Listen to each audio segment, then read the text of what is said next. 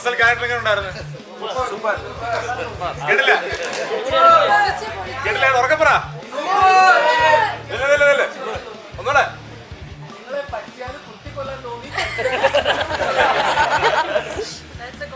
പിന്നെ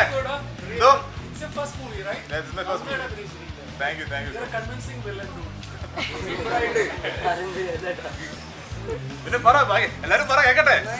നല്ല thank you.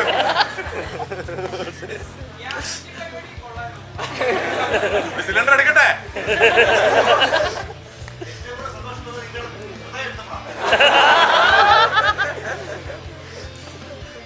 കുറച്ചും കൂടെ കാണാനും തോന്നിയല്ലേ? ഇങ്ങനെ പോരെ, കുറച്ചുകൂടെ.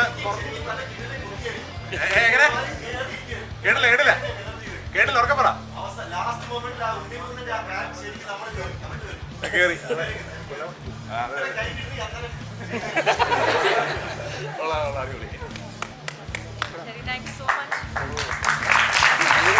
നായികനെ കുറിച്ച് ആരൊന്നും പറഞ്ഞില്ലല്ലോ. നായിക എങ്ങനെയുണ്ട്? എങ്ങനെ ഉണ്ടെന്ന്, അവളുടെ അഭിനയം എങ്ങനെ ഉണ്ടായിരുന്നത്? ഇഷ്ടപ്പെട്ടോ എല്ലാവർക്കും? നായികനെ കണ്ടില്ല. എല്ലാവർക്കും വില്ലനാണ്. ശരി ശരി ഓക്കെ. ഫാമിലി വെച്ച് നോക്കുവാണെങ്കിൽ തന്നെ ഏറ്റവും വലിയ വില്ലന്മാരുടെ കുടുംബമാണ് ചെയ്യേണ്ടത്. ആ ഒരു ഫാമിലിയിൽ നിന്ന് ഫസ്റ്റ് ഡെബ്യൂ മൂവിയിൽ ഇത് മലയാളം കണ്ടല്ല ഏറ്റവും വലിയ വില്ലന്മാരിൽ ഒരാളായിട്ട് തന്നെയാണ് തുടക്കം ഉണ്ടായിരുന്നത്. അതിനെ കുറിച്ച് പറയുകയാണെങ്കിൽ എന്താണ്? തീർച്ചയായും ഒരുപാട് സന്തോഷമുണ്ട്. പക്ഷേ ഈ ക്യാരക്ടറിനകത്ത് എന്ത് ഞാൻ ചെയ്യുന്നത് എനിക്ക് ഇഷ്ടപ്പെട്ടിട്ടുണ്ടെങ്കിൽ തീർച്ചയായും അതിൻ്റെ ക്രെഡിറ്റ് ഹനിഫത്തേനി അദ്ദേഹത്തിന് തന്നെയാണ്. അദ്ദേഹം നിർമ്മിച്ച അദ്ദേഹത്തിന്റെ മനസ്സിലുണ്ടായ ക്രിയേറ്റിവിറ്റിയാണ് ഞാൻ നിങ്ങളുടെ മുമ്പിൽ കാണിച്ചിരിക്കുന്നത്. എനിക്ക് എന്റെ ക്യാരക്ടർ നിങ്ങൾക്ക് ഇഷ്ടപ്പെട്ടിട്ടുണ്ടെങ്കിൽ തീർച്ചയായും അത് അദ്ദേഹത്തിന്റെ വിജയം തന്നെയാണ്.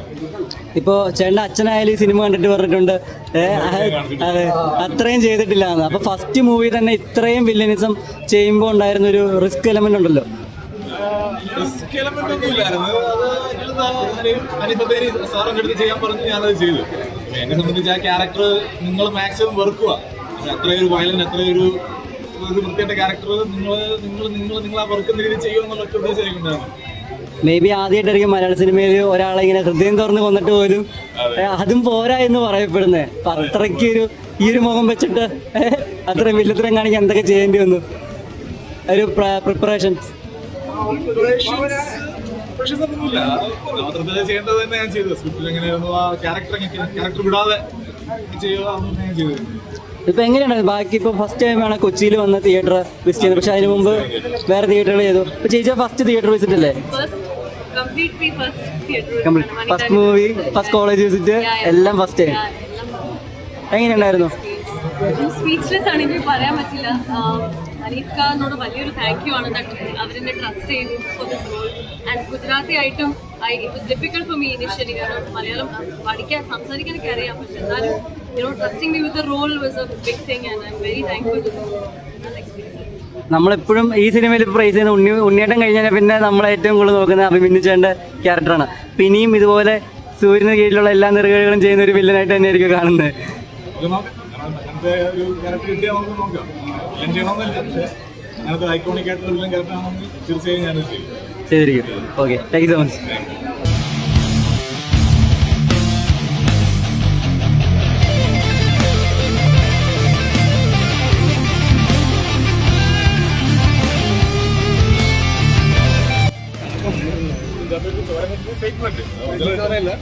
സിനിമ 2 ഞാൻ